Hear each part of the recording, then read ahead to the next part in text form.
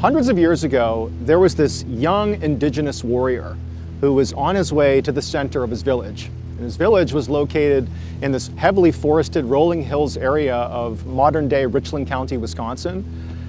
He was a member of the Ho-Chunk Nation. It was this indigenous tribe, and that's where they called home. And as this young warrior, this strong, brave young man is walking towards the village center, he had been called there by his tribal chief. He sort of had an idea of why he was being called there. And sure enough, when he got to the village center and he sees his tribal chief, who's standing there with 9 of the other strongest and bravest men of the tribe, this warrior knew, his hunch was correct. So 2 days earlier, 3 teenage boys that were members of this tribe, they had gone out deer hunting in the wilds right outside of their village. Again, this is a heavily forested, beautiful rolling hills area. And these teenagers had not come back. They had just been gone now for 48 hours, and their respective families were worried. And they had been, telling the tribal chief that they really needed to send out a search party for them, but the chief had sort of held off, in part because it wasn't entirely uncommon for hunters, even young hunters, to go out for a couple of days at a time. But the family, they had a bad feeling about it. And so finally, the tribal chief relented 2 days in, and he was calling a search party together to go look for these young men. And so the warrior who's walked into the village center here, he was being asked by the tribal chief to lead this search party effort. He was going to be in charge of these 9 other men. And so, the warrior, in truth, he sort of felt like it was overkill to put together this huge search party for these teenagers that in his mind, he really did think they were just fine, but he didn't want to undermine the tribal chief. And so he said, of course, I'll go do it. And so the warrior, along with the 9 other, strong, brave members of the tribe, they gather up some weapons and some food and water because they didn't know how long the search was going to take. They said goodbye to the members of the village, and then they exited the village in the same direction that basically all the hunters would go when they would go on hunting expeditions. There was like sort of a well-worn path that led out into the wilds of the forest. And so the warrior, who's again leading this search party, he was a skilled hunter himself. And as he's walking along this well-worn trail, he quickly found the tracks of these teenage boys. So they identified the tracks, and right away the warrior's thinking, this is going to be, no big deal. We're going to follow these tracks. We're going to find the kids. They probably are out camping somewhere. We'll give them a stern talking to and bring them back home, and that'll be that. But as they're following the tracks along the well-worn trail, eventually the tracks, they deviate and they leave the trail and they start kind of veering off into not really uncharted territory, but certainly areas that were not necessarily known for good hunting. This tribe they were prolific hunters, and so they knew this area extremely well, and they really had the designated areas that were the best. And so already they're seeing that these boys, they're doing something different, or they're doing something that's not advantageous for hunting. But either way, they're following these tracks that are going for miles and miles just into the wild. And also, as they're moving along here, they start to notice that there's no point at which the boys stopped. There's no tracks that indicated they came to a stop and rested, or stood still and tried to kill a deer or something. It was like they were just on a mission, hiking deep into the wilds. And so the warrior's keeping a lot of these insights to himself, and he's just following the tracks. But after hours of this, when they still have not found the boys, they eventually found themselves at the top of this ravine. And as they're looking down into it, they realize that they've gone so far, not only away from their village, but so far off the beaten paths that they were familiar with from all their hunting, that they knew this was an area that they really had never been to before, and they had no idea what was down in the ravine or what was beyond. I mean, this is sort of uncharted territory for the warrior and the search party. But what they did know is that the tracks of these teenage boys continued down into this ravine, and so down the ravine they went. And then when they got to the bottom of this steep ravine, the trees kind of cleared out a little bit, and right in front of them, where the tracks continued, is this opening to a cave. And it's so dark inside that they really have no sense of how far back it goes or anything, but they see the tracks that they're following of the teenagers lead into that cave. But there are no tracks coming back out again. And so presumably the teenage boys, for reasons totally unknown, have hiked all the way out here, have gone into that cave, and that's where they are. But again, from the outside, the warrior and the others, they can't see these teenagers. And so naturally, the group, they walk up to the mouth of the cave, and even up close, it's starting to get a little bit dark outside, but there's still some daylight. Even up close, they can't see very far into the cave. It's just very dark. I mean, it's clearly big enough inside that you could walk for a great distance, or a pretty decent distance, but at some point it must sort of bend off and go in a different direction, and they can't see the teenagers inside of there. And so the warrior at this point, has a level of apprehension here, because he doesn't know this cave. He doesn't know this area. He doesn't know what's happened to these teenagers. He doesn't know if they're okay or not in there. He doesn't know if there's a predator or something inside of this cave. And so what he does is he decides, okay, I'm going to send 2 of my men of the search party in there to scout this out, and the rest of us will stay out here and just wait. And so he designates the 2 who say okay, and they go into the cave. And so the warrior and these 7 other men that he's with are just standing outside of the cave, and they're listening intently, because these 2 men that are going in, they're calling out the names of the missing teenagers. They're yelling, and all they can hear from the outside is just the sound of the 2 men yelling. They're not hearing any response from the teenagers. It's just quiet inside of the cave. And again, from the warrior and the other search party members' perspective, they can only see the 2 men that have gone in for a little while, and then they kind of disappear into the darkness, but they can still kind of hear them. And so they're calling out for the boys' names, they're calling and calling. And then around the same time that the warrior and the others he was with lost sight of the 2 men that went in looking for the boys, at the same time that they lost sight of them, they stopped making noise. It's like the cave went completely silent. And so for about 5 minutes or so, the warrior and the others, they're just kind of anxiously waiting, what's going on in there, but it's completely silent. 10 minutes goes by, and then 15, and it is dead silence. There's nothing coming out of the cave. It's just eerily quiet. And so the warrior at this point, he tells the others to stay put, and he just steps a little ways into the cave, just enough that, he was sort of inside the entrance of the cave. And he began calling out the name of the 2 men who went in. Now they're missing as well. He's calling their names out. And as he's yelling their names, it's sort of echoing through what appears to be a vast cave system. But there's no response, at least not at first. If there had been no response, it would have told him at least, okay, maybe they're hurt, or they're too far away, I can't hear them. But instead, he did get a sort of response, but he couldn't make any sense of it. He heard what sounded like a wailing sound coming from deep inside of this cave, way, way deep inside, this wail that at first it sounded like one voice, and then it sounded like multiple voices kind of layered on top of each other. And then, with this sudden realization, the warrior understood what he was hearing. It wasn't a cry, he was hearing a chant. And it was a very particular chant, very particular to the Ho-Chunk Nation. It was the chant that warriors did before they died. It was literally known as the death song. And as soon as the main warrior is hearing the death song being chanted deep inside of this cave, the other men he's with, these 7 others who know exactly what that song is, they all sprung forward and said, what do? We have to go in. There's something wrong. And before the lead warrior could tell them what to do, 6 of the other men just charged into the cave, chasing down their brothers, because they believe they're about to die. They would never be singing that song, chanting that song, if they weren't in real danger. And so the lead warrior and the one other guy that stayed back, they stayed put, just kind of waiting to see what would happen. And they're listening to these 6 others, go running into the cave, and they disappear into the darkness, and they're yelling over and over again for their brothers, and they can still hear that chanting, that death song reverberating off the walls. But then suddenly the cave goes silent again. The chanting stops. All the calling from the 6 men that went in, that stopped too. It's silent again. And it's just the lead warrior still in the mouth of the cave next to the one guy. Now they're scared. And they're just listening for anything, but it's just completely quiet. And then, before the lead warrior or the other guy could do anything, that rhythmic chanting began again, the death song. But now it was clearly far more than just a couple of voices. It was this rhythmic, loud, multiple voices layered on top of each other deep inside of this cave, chanting the death song over and over again.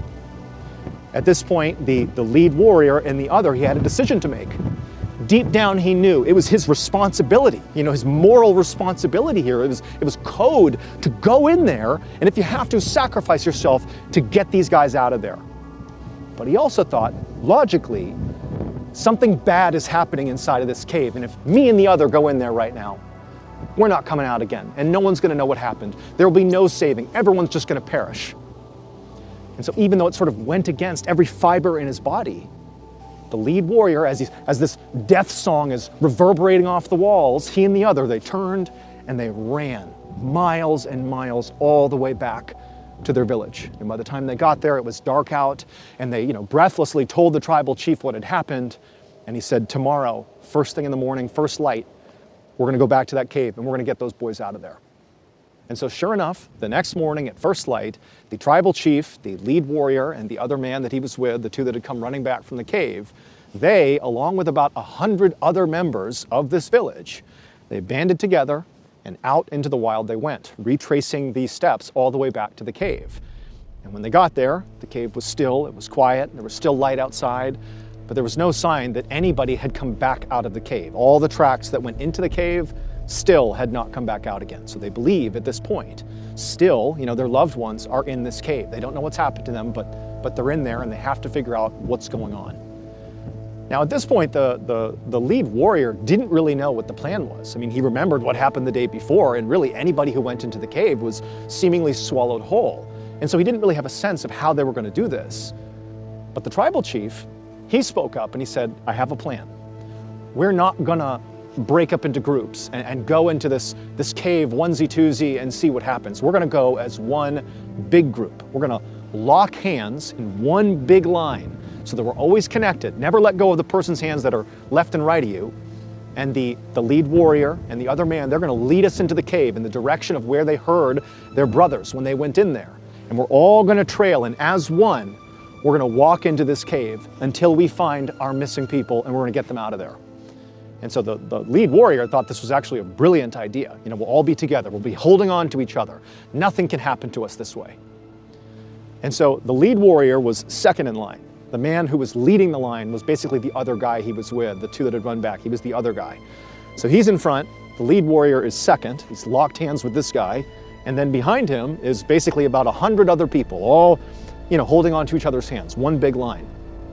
And when they were ready, the lead warrior and the man in front of him, they began moving into this cave. And so into the cave they went.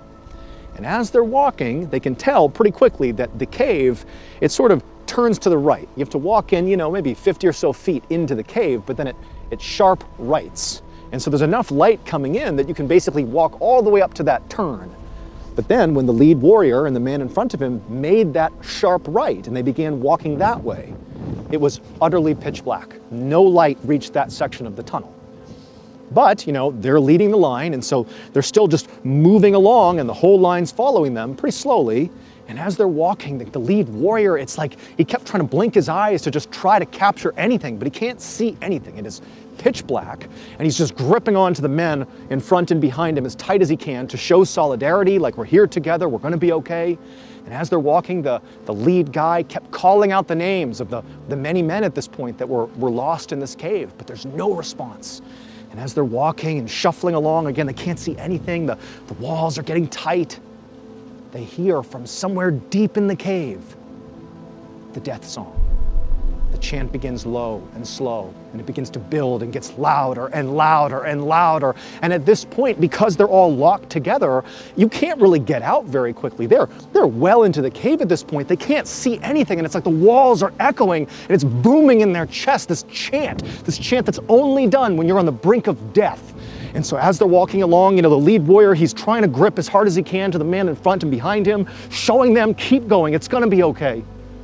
But then he felt the hand of the man in front of him, the line leader, go slack.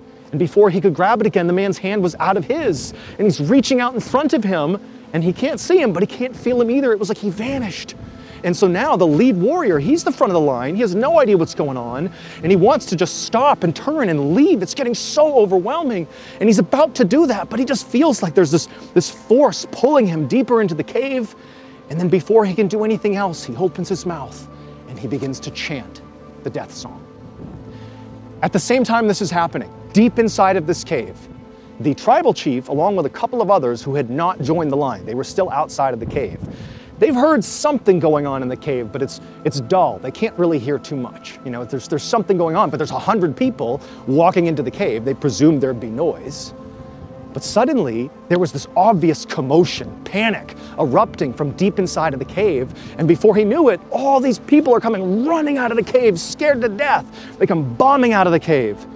And at this point, the tribal chief knows something horrible's happened, and so he rounds everybody up.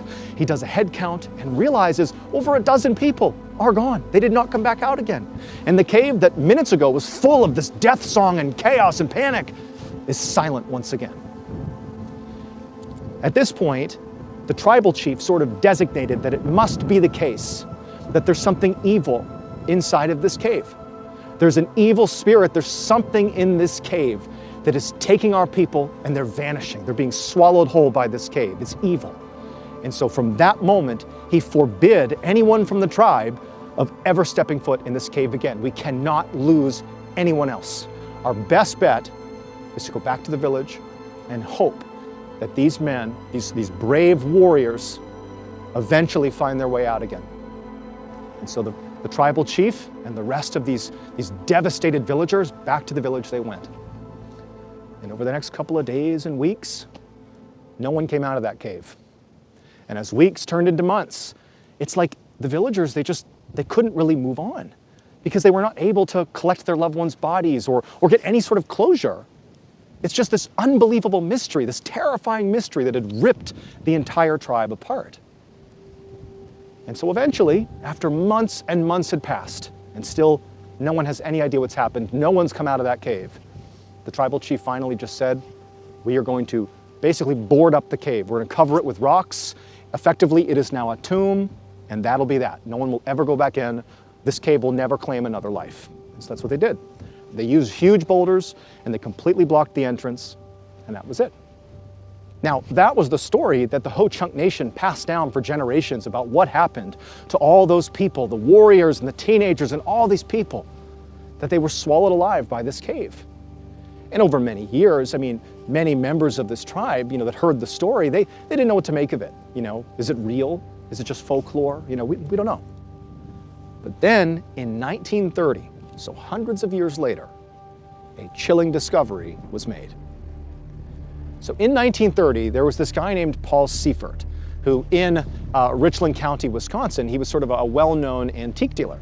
And something he really liked to do was he would go hiking in the forests of Richland County, the rolling hills, and he would look for indigenous artifacts that were left behind from, like the Ho-Chunk Nation and other indigenous tribes that were in the area. Sometimes he'd find, an arrowhead or something on the ground or pottery or whatever it was.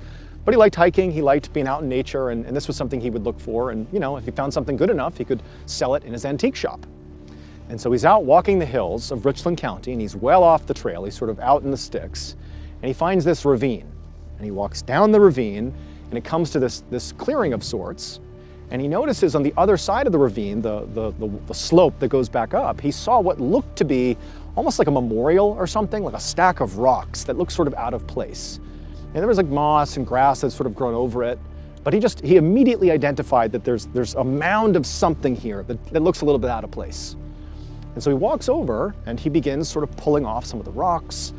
And he realizes pretty quickly that this was put here on purpose, this pile of rocks, these boulders and all this was put here on purpose. And so after pulling off enough of these rocks, he realizes that there is a cave on the other side. Now, it would take quite a bit of work to pull off enough rocks that he could actually get himself inside of this cave, but eventually he did. And once he was inside of this cave, the same cave the Ho-Chunk Nation had dealt with hundreds of years earlier, he's like, wow, like this cave, it's been blocked off. I wonder what's inside of here. Maybe there are incredible indigenous artifacts inside of here. And so feeling really motivated to explore this cave, he left, went back, got some basic supplies, including a lantern, and then he came back another day, because this is well off the beaten path. No one's gonna stumble upon this. And into the cave he went. And so he's in this cave and he walks, all the way to the end where it banks to the right. He turns and he starts walking, and the ceiling of this cave begins to come down, and it's getting really tight on him, but he's so excited to see what's in here because he knows this has been blocked off on purpose. There's something in here. And so eventually the ceiling gets so low that he's crawling with his lantern. And right as he's thinking, this is so narrow, I don't know if I can fit, he pulls himself under this one really low section and everything just opens up. It's like this grand cathedral in the middle of this cave. And he holds out his light. He kind of stands up and he holds out his light, and it's just this massive, massive space. And right away, he sees something on the ground. There are all these neat rows of human skeletons, and they're all positioned the same way. It's like they're kneeling with their hands over their head, like they're bowing, all of them. You couldn't even count how many skeletons are all positioned here, right in the middle of this cavern. And so he's looking at all of these bodies, and he's gasping, he can't believe it, and he brings the light sort of in the direction that all these bodies are aiming towards, all the bodies are praying towards. And carved into the rock is this enormous chair, like a throne, and there was nothing on the throne. And Paul, when he saw that and all these bodies and just the fact that he's deep inside of this cave, he was spooked. Even though there could have been a sea of artifacts he could have taken, he just turned and he bolted. He crawled out of there and he left the cave as fast as he could. And the reason we know about this story is because Paul, after this experience, he got in touch with a local newspaper. It's called the Milwaukee Journal, and he spoke to a journalist about what he saw. And they reported it. They reported that he found these skeletons in this throne, and it's inside of this cave that was blocked off. And there's allusions to the story of the Ho-Chunk Nation. It's like this totally cryptic story. But in 1930, and even still today, we're left with a couple of distinct questions. One, what happened to all these people? And two, who or what was sitting on that throne? Thank you so much for watching. Let me know what you thought of today's episode in the comments. And remember, we have hundreds of videos for you to binge right now. But if you're looking for a recommendation from me of that one video that's worth your time, well, it's this one right here.